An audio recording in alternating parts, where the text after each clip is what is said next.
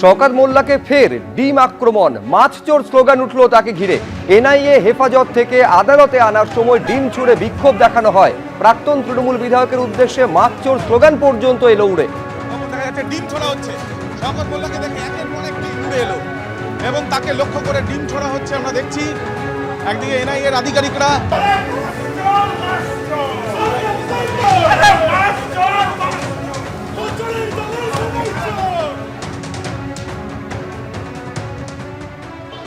শওকত মোল্লাকে গ্রেপ্তার করেছিল এনআইএ, ইতিমধ্যে তাকে আদালতে নিয়ে আসা হচ্ছে।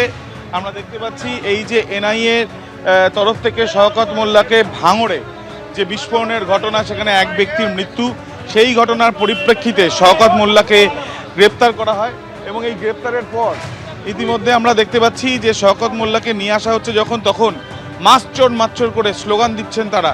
এবং যারা এখানে রয়েছেন বিভিন্ন আইনজীবীরা, তারা কিন্তু স্লোগান দিচ্ছেন এবং তার সাথে সাথে একদিকে যেমন এই ছবি, আরেকদিকে গাড়িতে করে দেখা যাচ্ছে যে শওকত মোল্লাকে নিয়ে আসা হচ্ছে।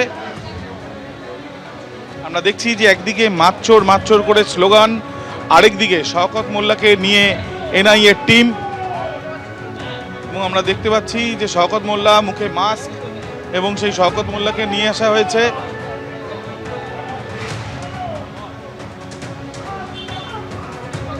দেখা যাচ্ছে শওকত মোল্লাকে নিয়ে আসা হয়েছে ভাঙড়ের বিস্ফোরণের ঘটনায়, তাকে গ্রেপ্তার করা হয়েছিল এবং এরপর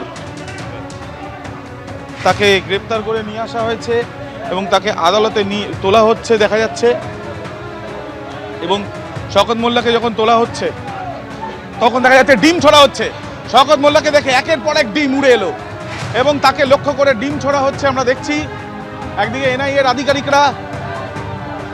এনআইএর আধিকারিকরা তারা শওকত মোল্লাকে নিয়ে যাচ্ছে এবং আরেকদিকে আইনজীবীদের একাংশ তারা কিন্তু মাছ চোর বলে স্লোগান দিচ্ছেন এবং তার সাথে সাথে ডিম ছোড়া হলো শওকত মোল্লাকে লক্ষ্য করে।